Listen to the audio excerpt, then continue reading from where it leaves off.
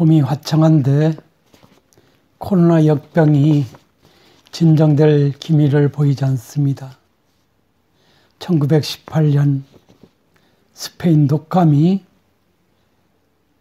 전 인류에게 큰 재앙을 안기고 사라진 지 100년 만에 코로나 사태가 전 세계를 강타하고 있습니다. 전 세계 정치, 경제, 전반적인 상황이 모두 비정상의 극치를 달리고 있기 때문에 이 사태가 진정된 이후에 세상사가 전혀 녹록지 않을 것이라는 것이 대체적인 시각입니다. 오늘 제가 여러분한테 말씀드릴 주제는 얼마 전에 제주도지사가 제주 여행 후 코로나 확진된 미국 유학생 모녀를 상대로 해서 1억 3천여만 원의 손해배상 소송을 제기한 바가 있습니다. 이와 관련해서 중앙일간지 등이 관심을 표명하고 있습니다. 이와 관련해서 관련 보도 내용을 여러분한테 말씀드리고 개인적 의견을 여러분한테 말씀드려보도록 하겠습니다. 이들은 제주 여행 첫날부터 증상이 있었는데도 지난 20일부터 4박 5일 동안 제주 관광지와 업소동을 방문해 도내 업체와 도민들이 큰 피해를 봤다는 것이 소송의 주된 이유라고 할 수 있습니다. 지방자치단체가 질병 감염에 대한 개인에게 책임을 물어서 특정 개인을 상대로 이런 소송을 제기한 사례는 유례가 없어서 더욱 관심을 끌고 있는 것입니다. 일간지는 소송이 승소 가능성에 대한 몇 분의 판사들의 의견을 개진하면서 승소 가능성의 희박함을 나름 제시하고 있는 듯합니다. 제주도가 손해배상 소송을 낸 근거 조문은 민법 750조가 되겠습니다. 주된 골자는 고의 과실로 손해를 상대방에게 끼친 경우 그에 해당되는 손해를 배상하도록 하는 그런 규정이 되겠습니다. 조문에 따르면 주된 골자는 가해자가 고의 또는 과실이 있었는지, 그리고 피해와 고의 과실과의 어떤 그 인과관계가 있었는지, 그 다음에 그럼으로써 손해가 발생했는지 세 가지 핵심 사안과 관련해서 모든 요건이 충족이 됐을 때는 원고에 승소 판결을 하게 하도록 하고 있는 그런 조문이 되겠습니다. 그런데 문제는 이 소송을 낸 사람이 모든 것을 증명해야 됩니다. 제주도가 이 문제를, 이 세 가지를 증명하지 못하면 패소당할 수밖에 없는 그런 내용이 되겠습니다. 이들 모녀가 제주도에 코로나 확산시킬 그런 그 목적을 갖고 제주도에 갔다면 고의가 인정돼서 유리하게 대처할 수 있을 것입니다. 그러나 이런 목적을 입증하기는 사실상 불가능하지 않느냐는 그런 생각입니다. 결국 그러면 과실이 있는지 여부가 주된 키워드가 되겠는데요. 이와 관련해서 한 판사는 확진을 받은 상태에서 제주도를 갔다면 과실로 볼 수 있을 것이다라고 했습니다. 그러나 이들 모녀는 여행에서 돌아온 후 강남 지역에서 확진 판정을 받았기 때문에 이런 과실조차도 입증하기가 쉽지 않을 것이라는 그런 견해를 피력하고 있는 것입니다. 또 다른 판사는 손해배상 소송에서 과실은 비교적 엄격하게 해석하기 때문에 단순히 부주의를 원고 측에서 주장하더라도 과실이 있음을 인정받을 수 없다라는 취지로 이야기를 하고 있습니다. 설령 모녀가 제주 여행 중 이상 증세가 있었다고 할지라도 코로나 때문이었는지 아니면 미국에서 오는 과정 그리고 제주 여행에 따른 어떤 그 여독이나 피로 때문인지 입증하기가 여간 쉽지 않을 것이라는 그런 이야기를 하고 있습니다. 다만 모녀가 제주도에서 다녀간 식당이나 관광지를 폐쇄했다면 이로 인한 입장료 손실 등을 손해로 볼 수는 있다고 합니다.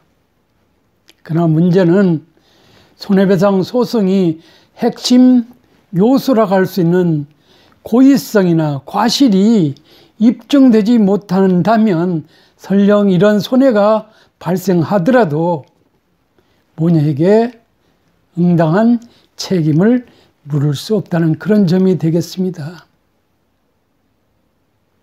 한 부장 판사는 이런 종류의 소송이 받아들여지면 확진자가 다녀간 제주도의 모든 업소가 소송을 낼 수도 있는 상황이 열릴 수도 있다고 합니다. 그렇지만 현실은 아니라는 것이죠.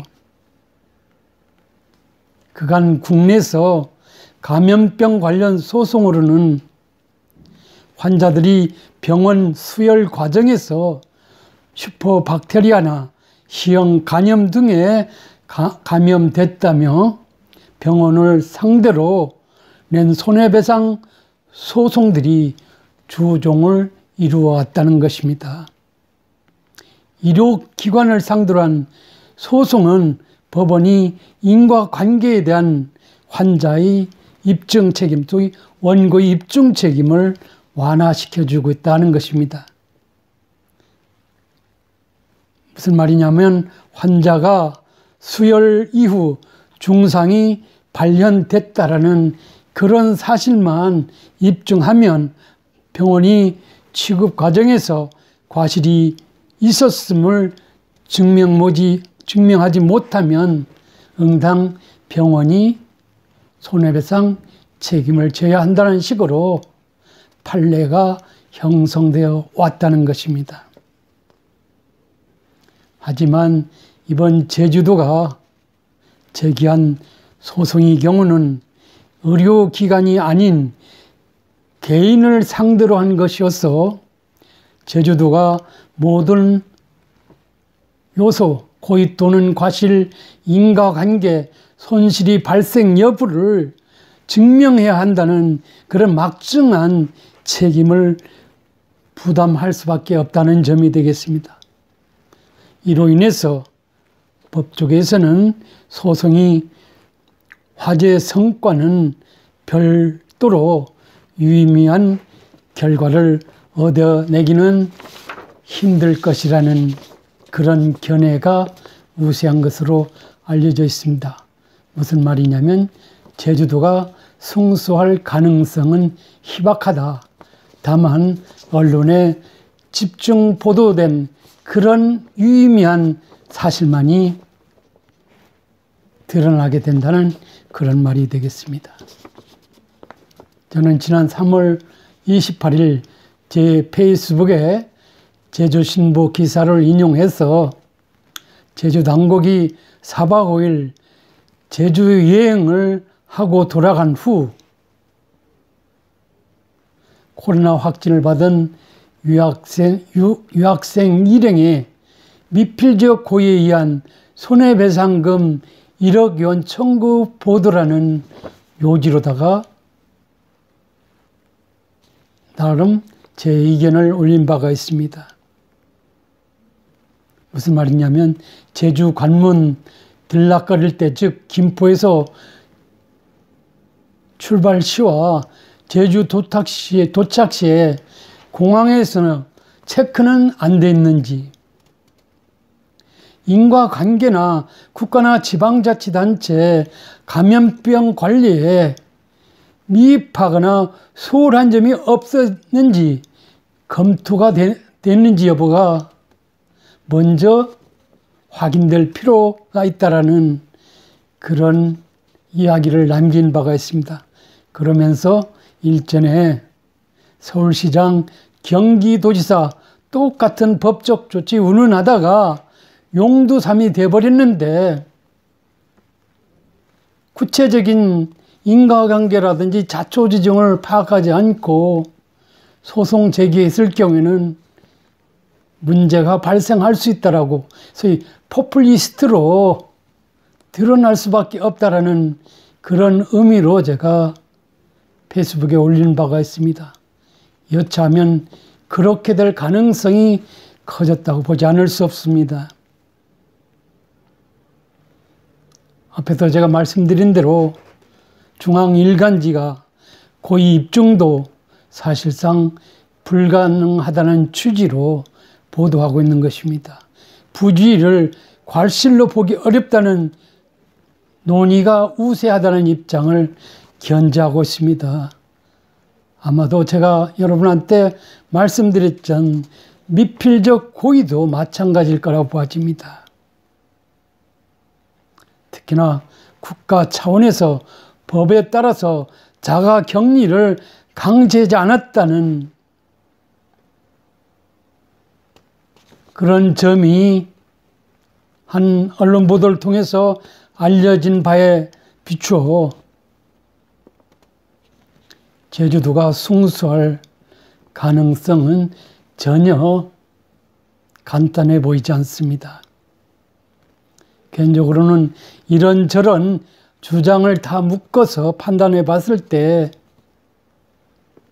혹여나 강제 격리 조치하자는 중앙방역당국이 과실을 입증하지 못하는 한에 있어서는 제주자치도의 행태가 서울시장이나 경기도지사의 그것과 뭐가 다른지 국민들은 의아해할 수도 있다는 점이 되겠습니다. 신중하지 못함이 전국에 확산되는 우를 범한 꼴이 될 수밖에 없을 것입니다. 관련해서 개인적으로는 2015년 3월 28일 대법원이 예대 휴양령 주거단지 무효 판결에 대해서 법리적으로 전향적 검토를 해서 실마리를 찾을 필요가 있다라고 제가 도의회 도민위 방에서 말씀을 드렸는데 그 얼마 안 있어 도지사께서 제주특별법 개정을 통해서 대체하면 승소할 것이라고 됐는데 결국은 패소되고 말았습니다. 그 이후에 예리동 사건에 대한 후유증이 커졌을 뿐만이 아니라 그 해결책 또한 오리무중인 상태로 빠져 있는 것 시사점이 있습니다. 인간적인 것보다는 법이면 모든 것이 다 풀릴 수 있다라는 정치가의 행정가의 안이한 판단이 이런 결과를 자초할 수도 있다는 점이 되겠습니다. 오히려 행정가나 정치가는 인간적이고 합리적인 판단이 우선 돼야 되는 것이지,